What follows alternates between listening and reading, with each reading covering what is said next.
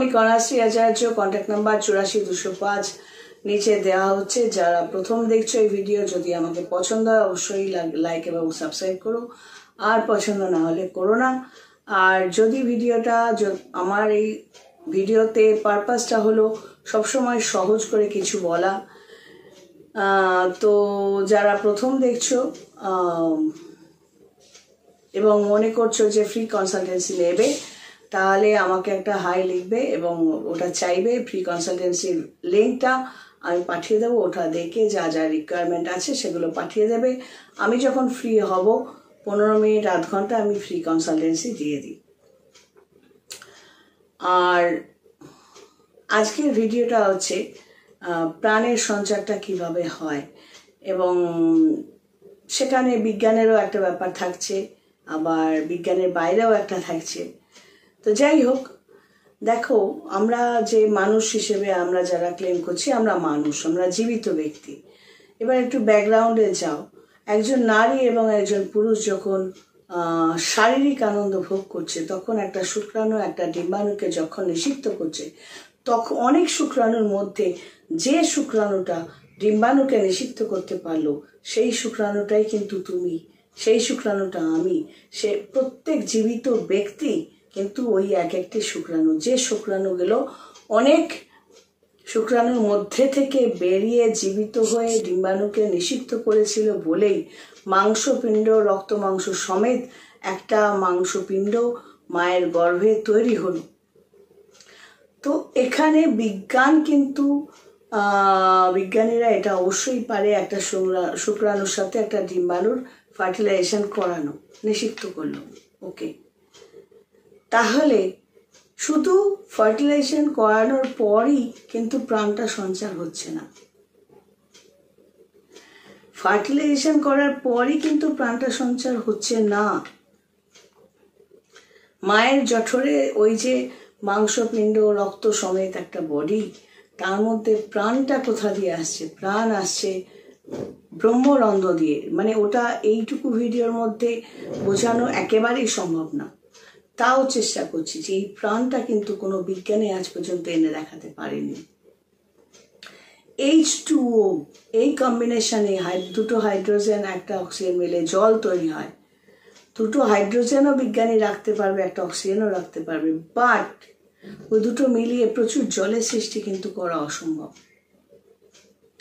তো একটা শুক্রাণুর সাথে একটা ডিম্বাণু নিষিক্ত করিয়ে মাংসপিণ্ড একটা তৈরি করা যায়, প্রাণটা সৃষ্টি করা যায় কি? এবং প্রাণ যখন বেরিয়ে যাচ্ছে, একজন মানুষ মরে যাচ্ছে, সেইটাকে কোনো ডাক্তার আটকাতে পারে কি? বিজ্ঞানীরা বা ডাক্তার, উকিল, এরকম বড় বড় লোকেরা অনেকেই ভগবানে বিশ্বাস করেন, অবশ্যই করেন, এবং পূজা অর্চা করেন। সামনে হয়তো অনেকে বলেন না, কারণ তাহলে আবার ডিটেলস বলতে হবে।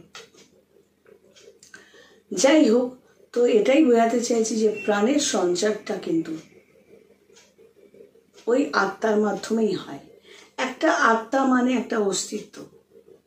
আগেও বলেছি, মনে করো রাম, শ্যাম, যদুমধু, 4 জনের মধ্যে রাম মারা গেল। তার একটা কুকুর ছিল, 4 জনের 4টে শার্ট ঝুলিয়ে রাখো।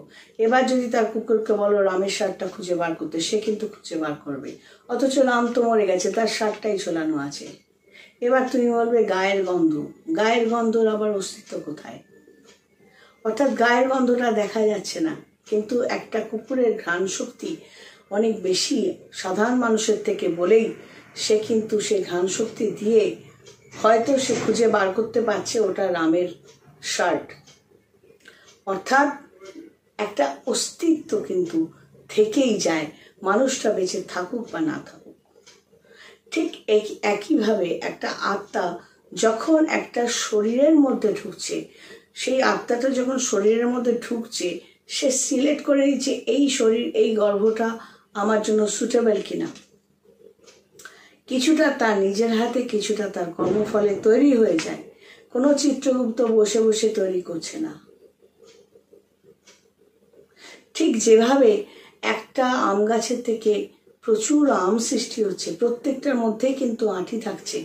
আঁটি মানে ধরো একটা গাছে মিনিমাম ধরে নিলাম মিনিমাম 100টা আম, 100টা আমের মধ্যে ফলন হলো, তার মধ্যে ধরে নিলাম 50টা বাজে আম, 50টা ভালো আম। ওই 50টার ভালো আমের মধ্যে দেখা গেল সবকটাকেই পোতা হলো, কিন্তু ওই ভালো 50টা আমের মধ্যে মাত্র 5টা আম থেকে গাছ বেরোলো। তাহলে জিস্ট কি দাঁড়ালো?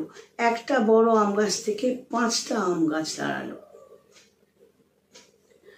অর্থাৎ প্রাণের সূত্র ওই আটি, আমাদের প্রাণের সূত্র নাভি, নাভিটা ডিস্ট্রয়েড হয় না, ডিলিট হয় না।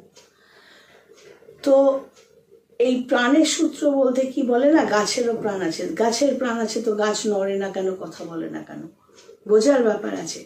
প্রাণ মানে যতক্ষণ গাছটার মধ্যে প্রাণটা থাকছে সে শুকনো কাঠ হয়ে যাচ্ছে না, তার মধ্যে একটা রসকস থাকছে। এবার মানুষের মধ্যে ওই গাছের প্রাণ মানে গাছটা যেরকম কন্টেইনার, তার মধ্যে প্রাণটা ওইটুকুই। প্রাণ একটা লাইফ, একটা জীবন শক্তি, সেটা গাছের মধ্যে আছে, একটা ছত্রাকের মধ্যেও আছে, শ্যাওলার মধ্যেও আছে। কিন্তু এই প্রাণ বা জীবন শক্তির মধ্যে যখন একটা আত্মা ঢুকবে, আত্মা মানে সে যে মুভ করে, কথা বলে, সে যখন ঢুকবে, সে তো আর গাছের প্রাণশক্তির মধ্যে ঢুকবে না, সে ওই প্রাণশক্তির মধ্যে ঢুকবে যে প্রাণশক্তির মাধ্যমে সে কথা বলা, হাত পা নাড়ানো করতে পারবে।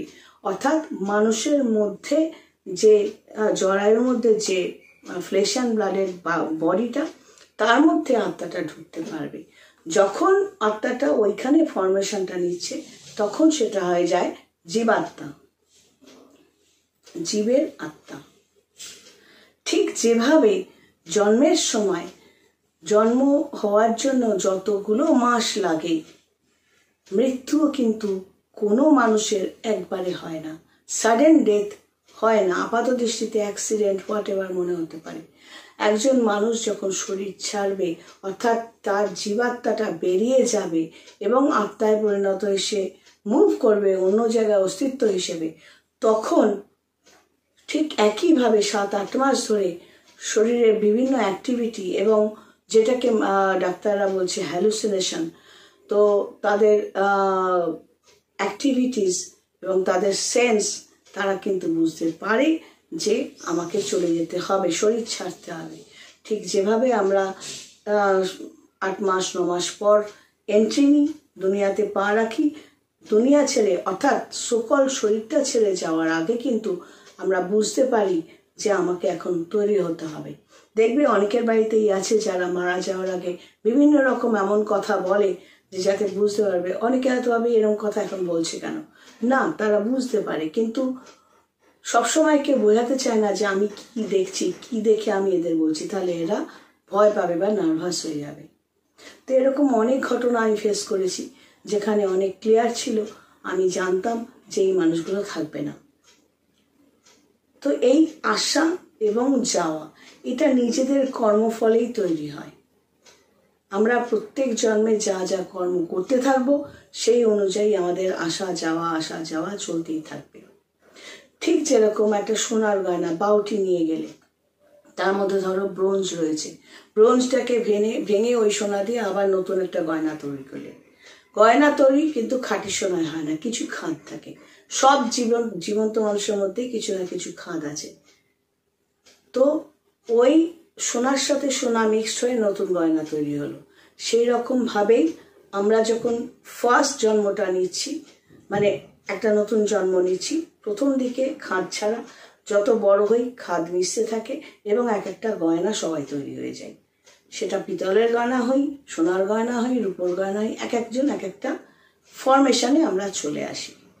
এইভাবেই আমাদের প্রাণের সঞ্চার হয় এবং প্রাণ ত্যাগ হয়। চলো আজ এই পর্যন্ত, সবাই ভালো থেকো, God bless and take care.